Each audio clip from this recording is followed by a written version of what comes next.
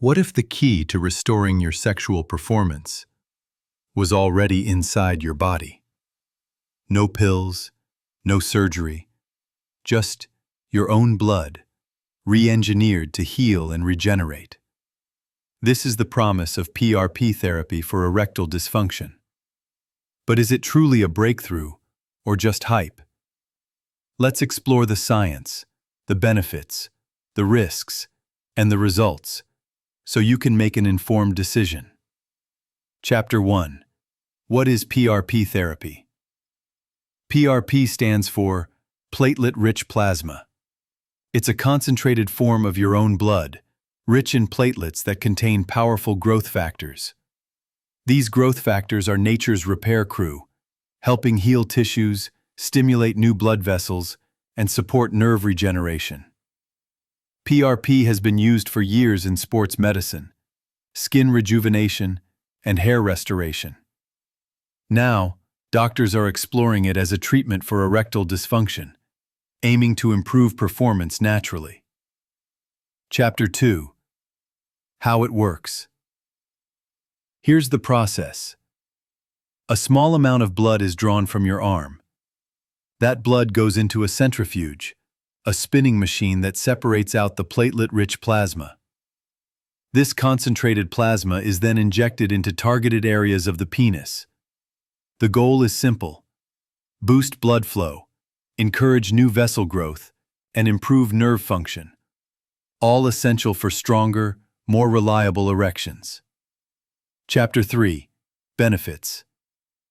Why are some men choosing PRP over pills?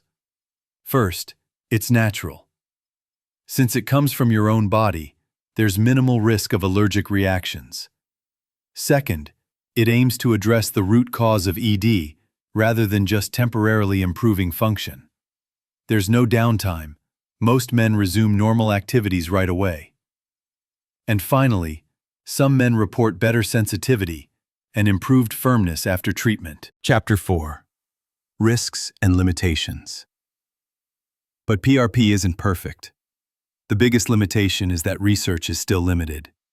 We don't yet have large-scale, long-term data to guarantee results. It's not FDA approved for ED. Costs can be high, and most insurance plans won't cover it.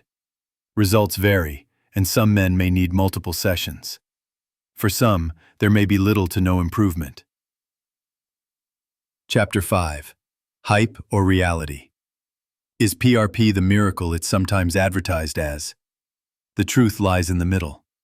There is promising early research and many positive patient stories. But without large clinical trials, we can't say with certainty how well it works for everyone. It's a cutting-edge regenerative option, but it's not magic. Chapter 6. What to expect during the procedure. A typical PRP treatment takes less than an hour in a clinic. A numbing cream or local anesthetic is applied for comfort. The injections usually cause only mild pressure or a quick sting. Most men go back to work the same day, but doctors recommend avoiding sexual activity or intense exercise for at least 24 hours. Chapter 7.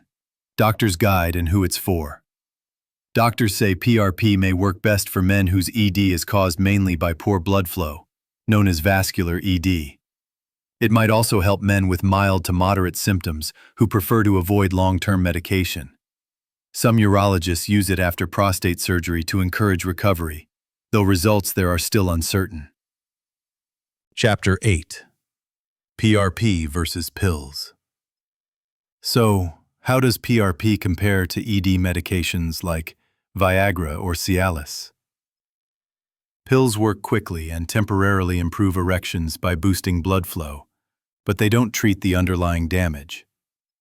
PRP aims to actually repair and regenerate tissue, offering a potential long-term benefit.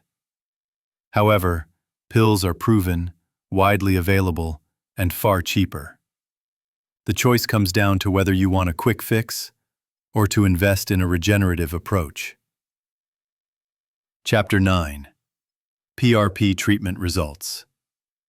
Some men notice improvements within a few weeks, stronger erections, better sensitivity, and more confidence. Others need a series of treatments over several months. How long the results last is still under study.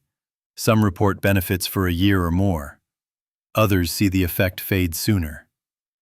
As of now, PRP is best seen as an experimental but promising tool in the fight against ED.